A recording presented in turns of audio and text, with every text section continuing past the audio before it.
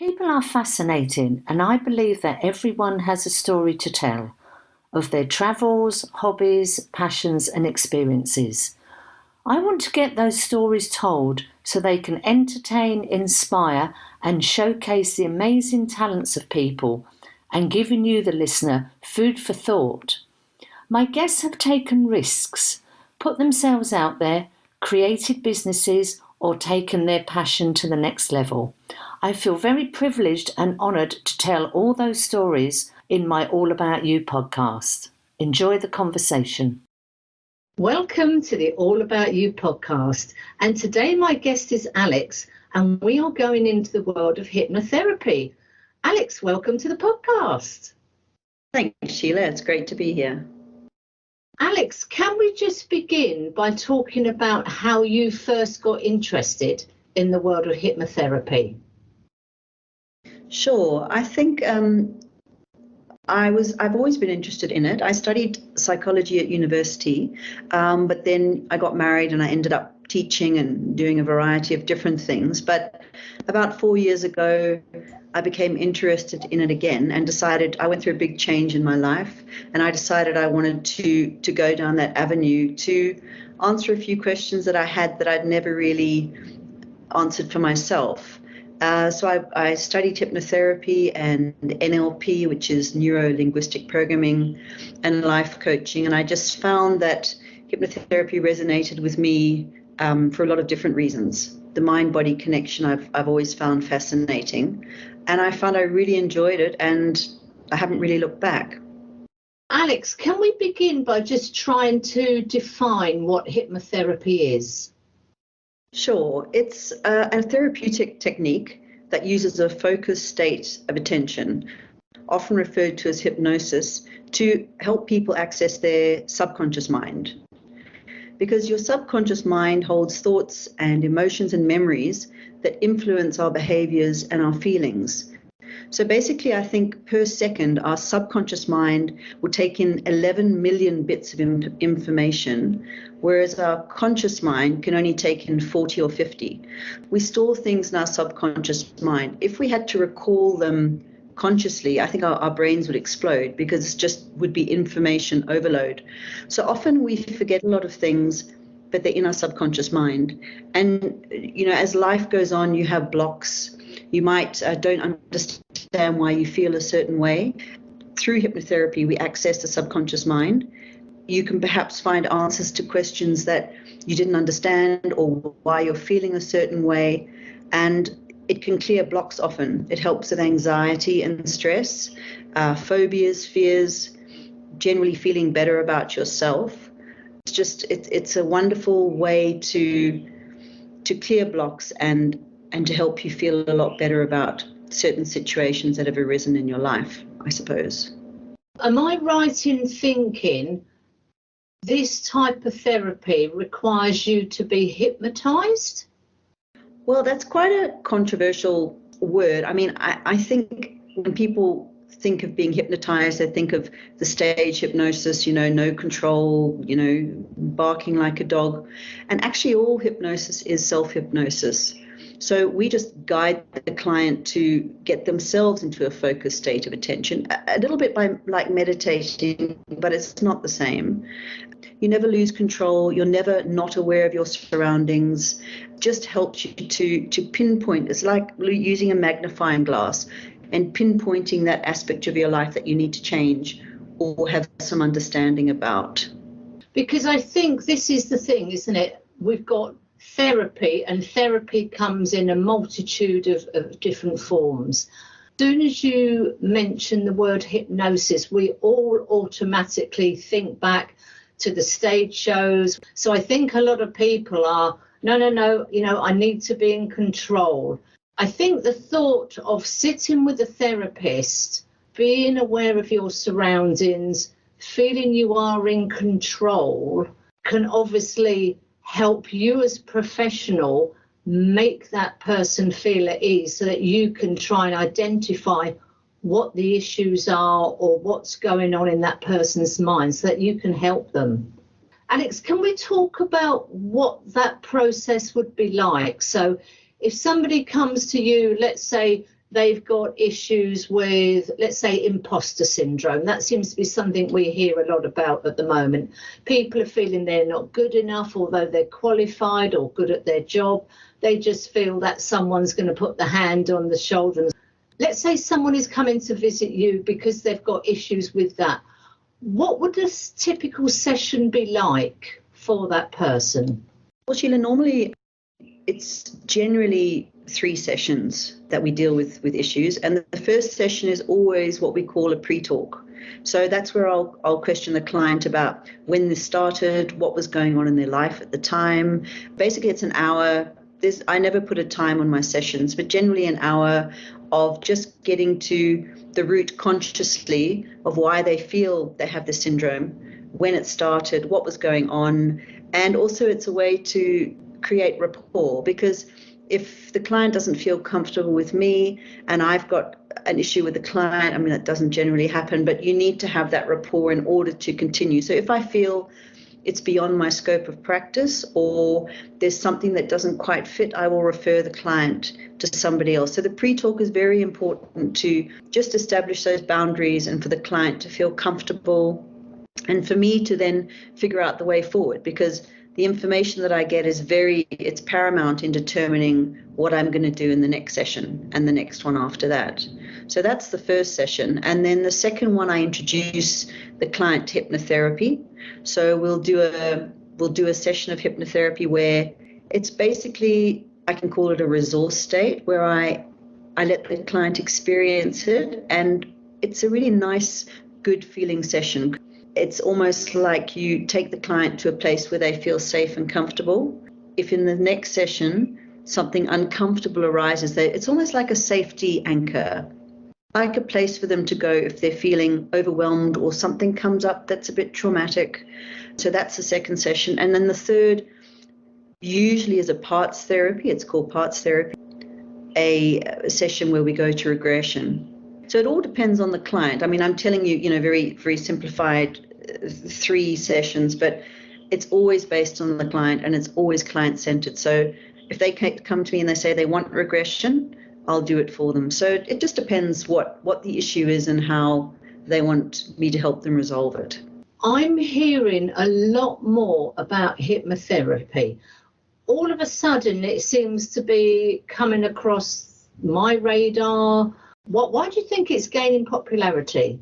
It has been on the increase. Awareness has risen. I think that people are more in touch with themselves and their mental health these days, and people aren't as keen to medicate as they used to be. Hypnotherapy is a non-invasive way of dealing with these problems. And as I said, it's still talk therapy because a lot of it is talking on a conscious level. It's only, session 2, 3 that we go to the subconscious level. It gets to the root of the problem a lot quicker. I think there's a big need for, I'm saying both have their place in society, but I think for hypnotherapy, it's having a lot of success especially with stress and anxiety at this stage, because COVID and social media and the pressure to perform, a lot of people are having a lot more stress and anxiety lately, and they want not a quick fix, but they want something that's going to work, that's not going to cost them a year's therapy. Yeah, that gives tools to deal with it. Let's talk about how hypnotherapy actually works. I imagine you as a professional, know the right questions, dig down. Somebody comes to you and they've got issues with imposter or self-belief or generally not feeling good enough, but maybe they can't actually articulate where that came from. They can probably explain, okay, well, it makes me very nervous if I have to speak in front of colleagues at work. So presumably, as a professional, you know the right questions to ask to pick away at those layers. The client who comes in with an issue, we call it the presenting issue. And I'd say 8 times out of 10, it's not the real issue. So someone will come in with insomnia, and sleep is the big issue and they can't sleep. Just by asking the right questions, I had someone the other day and she couldn't sleep. And, I said to her, well, what would it mean to you if you could sleep? And she discovered that she wasn't sleeping because she was worried about performing at work. So if she went into work tired and exhausted, it'd be an excuse for her not to perform. Whereas if she had a good night's sleep, she had no excuse. She would have to be on her game. And this was making her anxious, making her not sleep. And once she realized the reason behind it, she was sleeping like a baby. So it's often the questions you ask and what someone thinks is their issue, actually there's an underlying issue which they haven't thought about, because you don't often go that deep. And subconsciously, you wouldn't be aware of it. That is just fascinating, where you start off with the issue, I'm having problems sleeping, and then by asking the questions and digging, that's a symptom, but this is the real cause. That is fascinating. Can we talk about some other sort of issues people have come with, as in, okay, this is what we're presenting, but in reality, this is what the cause was? So I had a lady who was very overweight, and she just was struggling to lose weight. You know, you go over all the normal things, you know, self-esteem and how you feel about yourself and all of those things. But we actually went to regression on this one, and she remembered in hypnotherapy that when she was 6 years old, her sister, who I think was probably 10 years older at the time, had leukemia. And the sister was in the house, I think, right until a few days before her death. And this 6-year-old girl would go in to see her sister, and she would see her getting thinner and thinner until eventually the sister disappeared and the parent, well, this, you know, your sister has died. So in her mind, she answered her own question saying that she equated thinness with death. So her body did not want to lose that weight because it was protecting her from that danger. And once she understood that actually being thin doesn't mean you have cancer and you're going to die, it's about being healthy and getting rid of that excess weight, she was able to lose the weight. And she had completely forgotten. Her child self couldn't make that connection, but as an adult you can. That is so interesting, that this woman had carried something for when she was so young all the way through her adult life, and you actually managed through regression to go back to how it all started and how she made the connection in her mind, and had obviously carried that through for decades. Yeah, it is amazing. Often between the ages of 3 and 7, where something has happened in that child's life that they've not aware of as a child, or they've buried. And as an adult, if you go back to your childlike state, you can explain as an adult to yourself. It sounds quite strange. Actually, you shouldn't have been afraid of that. There was no reason. You're safe. There's no worry. And that really, really is a very powerful process when you access yourself as a child. You can learn a lot about yourself and why. You know, if a child is bullied on a playground, it's very unpleasant, but that it goes into your subconscious, and you might form a belief. If a child says to you, you're fat, well, that belief is just going to stay with you and keep churning, and it's going to manifest itself consciously. You know, you're going to have no self-esteem, you're going to think you're ugly, you're going to think you're worthless. These things all play a big role in how we feel as adults. I know I had another client who had a phobia of buttons. You know, it sounds like quite a strange phobia. There are some very, very strange ones, but it was quite sad, actually. She remembers that from the age of 4, that she was abused by a member of her family, and all she could remember was the buttons unbuttoning before the abuse. She hadn't blocked out the abuse per se, because it went on for quite a few years, but she'd forgotten that part of it with the button. Anything to do with buttons, she would freak out. And by doing this, she learned why, and she was able to get rid of it. It was quite a sad story, but, you know, it made sense. For that woman, the relief of having to understand where that fear came from, and a terrible, terrible situation she went through, but the fact that you could help her as an adult find a little bit of peace with that whole situation. And I was just thinking back, we all have conversations where maybe teachers at school or other people said to us when we were young, you're no good at sport, you can't draw, you're no good at singing. We carry that through as an adult, and so many people have created wonderful careers as authors, artists, etc. The power of words is huge. Absolutely. And you know, through hypnotherapy, we try and rewrite those words in a way. So rewire your brain to tell yourself a different message, you know, to tell yourself something different that is positive and not negative. And it's the mind is so powerful. You can really rewire all these things you thought were fact or it was true. They're not actually true. They're just words. It's quite frightening, actually, the effect that words can have on people and things that people say. It's very damaging. And as a child, you can't differentiate. You believe what you're told. You know, if a four-year-old comes in and you say, "Oh, there's Barney the dinosaur in the corridor. Go and you'll get a sweetie." I mean, they'll run there thinking they're going to see Barney the dinosaur because they've got no concept of what's real and what's imaginary. That only develops at about age 5. So a little child is very influential, and it's so important to be careful what you say around little children. I think we've got a very big movement now, especially on social media, about affirmations and talking nicely to yourself, make positive comments, because when we talk to ourselves and the things we say, you know, we've dropped something, "Oh my God, how can you be so stupid? You're so useless, you're so clumsy." If that was somebody else, we would just say, "No problem, I'll just sweep it up. That's no problem, we can replace it."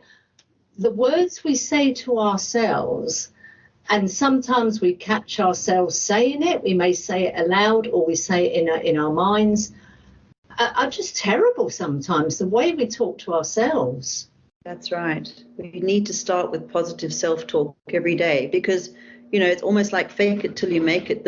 If you just keep telling yourself every day, it's a bit like CBT, cognitive behavioral therapy, where you give positive suggestions every day for someone. Eventually, after 6 weeks, it sinks into your brain, into your conscious mind through the subconscious, and you start believing it. You know, manifestation and believing in yourself is also hugely powerful. But Sheila, you reminded me saying about, you know, words we say to each other and what we say to ourselves.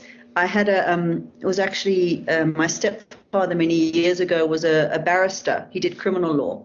And I think I was 12 at the time. And he told me a story about a man that he was defending who had stabbed his girlfriend, a bit gruesome, 16 times. And he was defending him. And what had happened was this chap had been brought up in a very abusive home. He had a mother who was just not very nice to him, and she always used to call him rubbish. That was her nickname for him. "You're rubbish. Everything you do is rubbish." And he grew up in this kind of environment. But when it was from he was very small. And then, you know, things improved. He went to university. He didn't have a relationship with his parents. And he met a girl, fell in love with her, and I think they were engaged. I want to get the story right. But they went out for dinner. Something about they went to dinner and they saw a movie and they were discussing the movie. And he said, "Oh, he thought it was a very good film." And she said, "Oh, it was rubbish. You're just rubbish saying that." And those words triggered.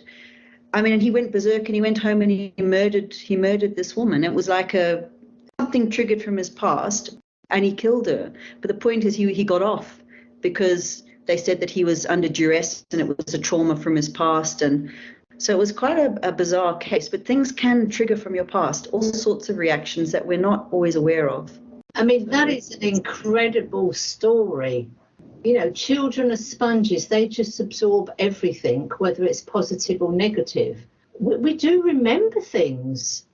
Just not consciously always. Can you tell us about any people you've worked with and you've had like that aha moment, you know, we've managed to like hit the nail on the head? It's not always an aha moment. Sometimes it's just working on like positive suggestions and changing their point of view about themselves. I had a girl who was very anxious and very afraid of death, afraid of flying, all the phobias and fears, you name it. And so I regressed her back to, she must have been very young, about 2.5.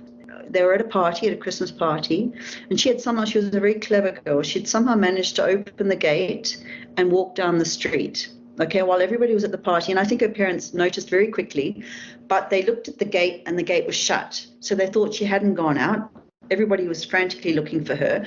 And in the meantime, she'd walked down the street, and a couple who were driving along saw this girl walking along the street, and they put her in the car because, this girl might have gone across the road and been run over or whatever. What happened was, what she's recalling is that when she was in the car, this couple were incensed, saying, how can somebody let their child go wandering? She could have died. She might have been killed, all this kind of thing. They were talking in front of this girl who was in the car, and the parents came rushing to the gate, and they didn't go far, this couple. They were going up and down the street, and they drove into the drive, and parent and child was reunited. But I think in that 2.5, 3-year-old girl's mind, she was given the impression that she could have died, that she probably was in a terribly dangerous situation. And this manifested into a fear of everything, of being anxious about doing anything that might cause death. Or it was quite interesting. And once she remembered that situation, she managed to accept life and live it happily and not be anxious and stressed and scared of everything. So those words that the couple were saying in her brain made her afraid of life, basically, as a child. Her telling you that story, understanding the fact that a child's mind is not always irrational, and piecing it all together, this is what I believe happened, and how you equate these situations to dying and death. And you almost managed to unpick that situation, lay it all out in a logical sense, so as an adult she could understand it, and she sort of went, right, yeah, that was me as a small child absorbing everything. This is me as an adult. I can make sense of that. I mean, that's huge, because these people have carried this stuff around for decades, as they're going through their adult life. Yeah. It's not simplistic, but it's such a simple way of actually getting to the root cause of something. And not everything has a root cause. It's not always the case. When there is a root cause, you can in one session you can actually unravel it and make it understandable and rational. I think hypnotherapy deals more with one issue at a time, whereas psychotherapy, people go if they're always depressed or need to talk about things, and it's a completely different ball game. Hypnotherapy deals with one issue at a time and focuses on solving it, and then if someone else has a different issue, you handle it in a different way. So they're both very useful, just in different ways. I think it's incredible though, Alex, the fact that in just 3 sessions you can unravel something that has held somebody back for decades in their adult life. And in 3 sessions, you can address it, talk about it, understand it, see what their interpretation is, how that affects them now. It's just incredible.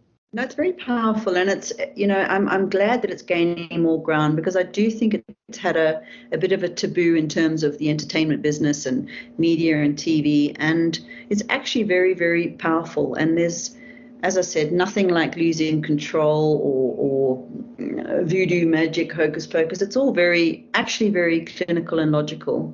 I mean, you are talking to me from South Africa. I'm sitting here in Valencia, Spain, and hopefully Skype is being good to us today with the quality of the sound. You're actually dealing with clients online. So how does that work? I mean, for the initial conversation, I can understand. But when you want to sort of do the hypnotherapy or regression, how does that work online? I'd say 90% of my clients are online. I do have an office at home, but I have quite a few people overseas, and it works exactly the same. And in fact, some people, especially those who have agoraphobia or who are very anxious, prefer to be in the comfort of their own home.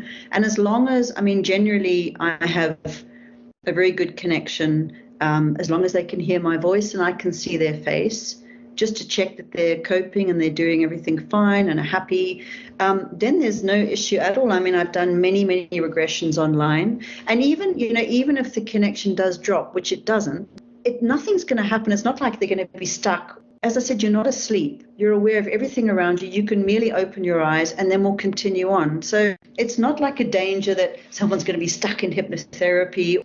I think people traveling, and it saves money because people can be comfortable in their own home, not have to drive somewhere, spend the petrol, or go somewhere where they don't feel comfortable. They can rather do it with someone they trust, whether it's online or in person. I find the results the same.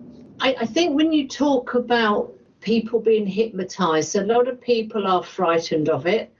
A lot of people are like, oh, it's a load of rubbish. Other people are like, no, I don't want to lose control. Can we just look at that losing control side of things, and can you hypnotize everybody? I mean, I guess if someone's under the influence of alcohol or drugs, that's not a great place to be if you're going to try and be hypnotized. But what about people frightened about losing control?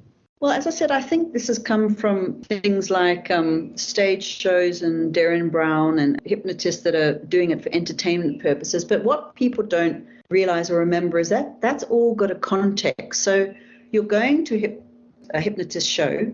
You go there either wanting to go on the stage or not. Now, if you want to go on the stage, you've got certain expectations. You know everybody's looking at you.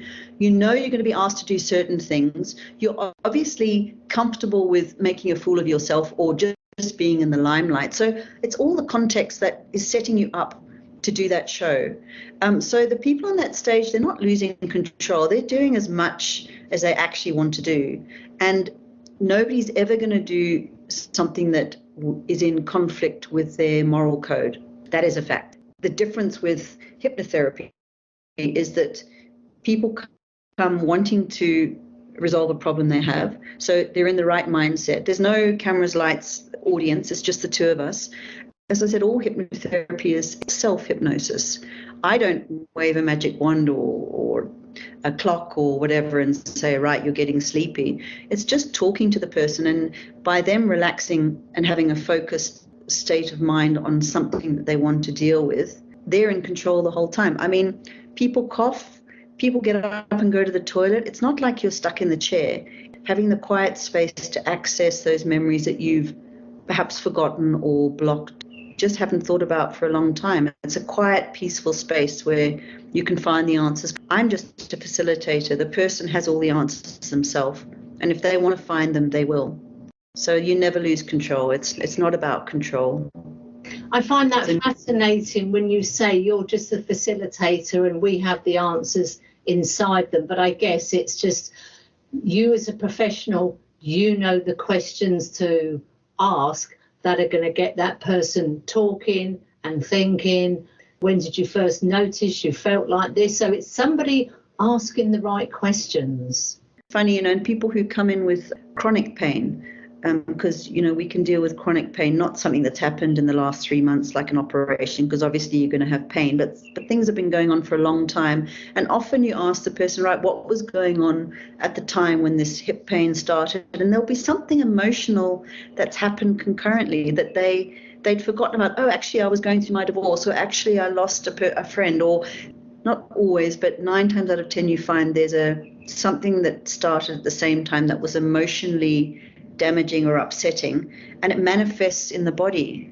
The mind, I mean, if you wake up in the morning and you say, oh, it's going to be a terrible day, and oh, I'm not going to get this done, normally you will have a terrible day because you're telling yourself you're going to have a terrible day and you look at everything in the wrong light. But if you wake up saying it's going to be a great day and I'm going to get this done and I'm going to do this and this and that, you've spurred yourself on and you find it will be a great day. So the mind-body connection is so powerful. And it's that self-talk, isn't it? You can talk yourself into a bad day or a good day.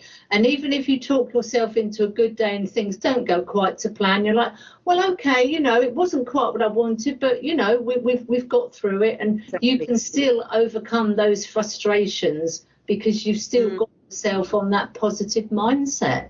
Exactly. Alex, just before we finish, is there anything else you want to cover or anything you want to sort of put focus on? I always say it's about threshold. So let's say you want to stop smoking, but you want to do it because it makes your partner unhappy, or because, your children are complaining, or you can't smoke in the pub.